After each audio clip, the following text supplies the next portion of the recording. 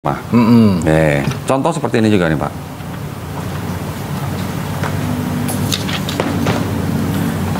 Ini burung apa Pak? Dan lak-lak dan kuntul sejenisnya dan iya. Ya. Ini bahasa nih Pak ya. Saya bukannya mau ngolok-ngolok nih. Ini burung apa nih Pak? Burung apa Pak? Dan lak-lak dan apa Pak? Ya. Ya ini bahasa. Iya makanya. Saya nggak menyalahkan, ini bahasa. Iya.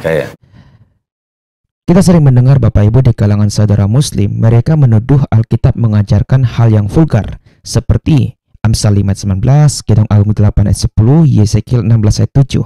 Bahkan mereka juga mempermainkan terjemahan lama dan terjemahan baru, dan mengatakan lihat terjemahan lama, itu sangat nuansanya, sangat ucapan dalam Alkitab itu. Mereka plesetkan bahwa ini mengapa bahasanya sangat vulgar sekali. Seperti yang pernah dilakukan oleh Don Ditan ketika berdialog dengan seorang pendeta dalam podcastnya. Dia menggunakan Alkitab terjemahan lama 1958 dalam Ulangan 14 ayat 18. Terjemahan sekarang bangau, terjemahan yang dulu, terjemahan lama 1958 ada kata burung KU. Bahkan ada intonasi terjemahan yang agak sedikit menekan menggunakan kata O. Padahal perlu kita ketahui teman-teman, itu sebenarnya adalah bahasa Jawa dulu yang mengartikan ini sama dengan burung bangau. Nah, kalau seandainya saudara-saudara Muslim masih berpikiran Alkitab penuh dengan terjemahan-terjemahan yang porno dan sebagainya, bagaimana dengan Al-Quran? Yang menarik teman-teman, saya udah pernah membahas ini ya dalam TikTok kedua saya. Sekarang kita masuk kepada Al-Quran dari Majelis Mujahidin Indonesia yang disusun oleh Ustadz yang sama. Coba kita cek dalam surah Al-Baqarah ayatnya 233. Teman-teman akan mengoreksi sendiri. Pertanyaan saya, kenapa terjemahan yang disusun tahun 2015 ini oleh Majelis Mujahidin Indonesia ada kalimat senggamailah istri kalian pada kapan saja kalian menginginkannya? Apakah ini mengindikasikan terjemahan Al-Quran juga menuansakan seperti saudara Muslim yang menuduh Alkitab kami penuh dengan Ya ini memang terjemahannya berbeda ya dengan terjemahan yang lain teman-teman. Terjemahan yang dipakai oleh Majelis Mujahidin Indonesia itu adalah terjemahan tafsiriyah, berbeda dengan terjemahan harafiah Kemenak RI. Dan kita tahu tuh teman-teman ya, Majelis Mujahidin Indonesia mereka bertentangan dengan Kemenak RI. Karena Kemenak RI menerjemahkan Al-Quran itu harafiah. Suatu ketetapan riset dari Komite Lembaga Riset Arab Saudi itu menetapkan haram menerjemahkan Al-Quran secara harafiah. Itu harus dengan terjemahan tafsiriyah. Al-Quran terjemahan tafsiriyah itu jangan disamakan dengan tafsir ya teman-teman. Nanti teman-teman bisa baca dari slide yang akan aku tampilkan dari buku yang sama. Perbedaan tafsir dan juga terjemah tafsiriyah. Dan kita sudah melihat di sini teman-teman, terjemah tafsiriyah itu lebih bernuansa penjelasan dari teks tanpa tanda kurung. Kalau Al-Quran terjemahan sekarang banyak tanda kurungnya.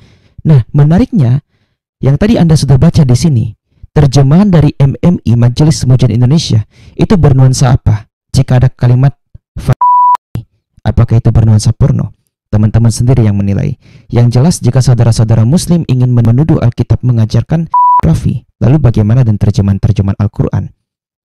Kaum muslimin, tapi kata Rasulullah, kesibukan para lelaki nanti di dalam surga adalah malu saya ceritakan ini. Madras.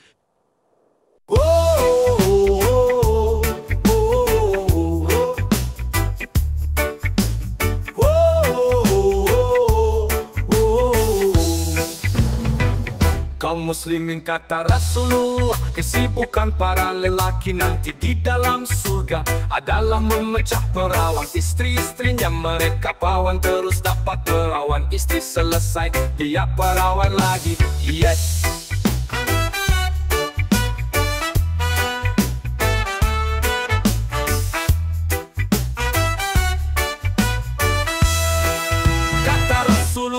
Maaf ini hadisnya sulit, tolong baca dalam kitab Tamasya ke surga. Rasul berkata zakar laki-laki ketika dia berdiri karena syahwat selama 70 tahun berdirinya.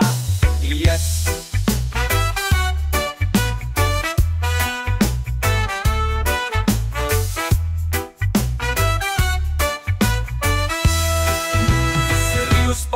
bagusnya ibu-ibu gak ikut dengar, ini khusus bapak-bapak.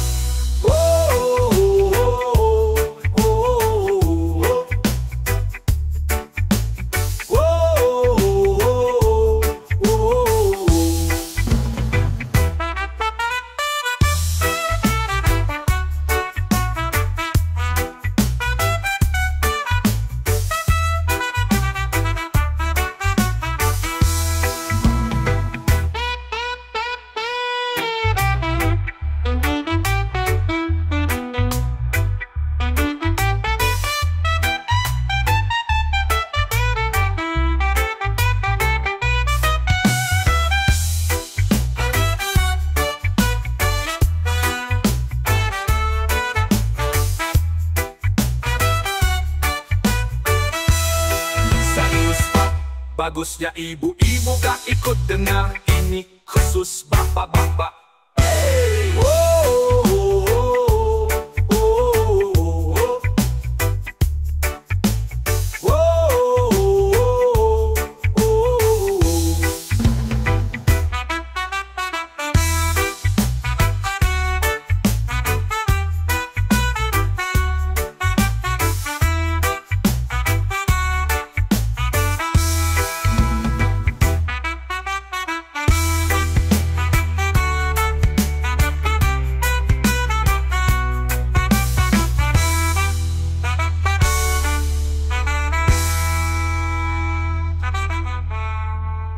Gitbo!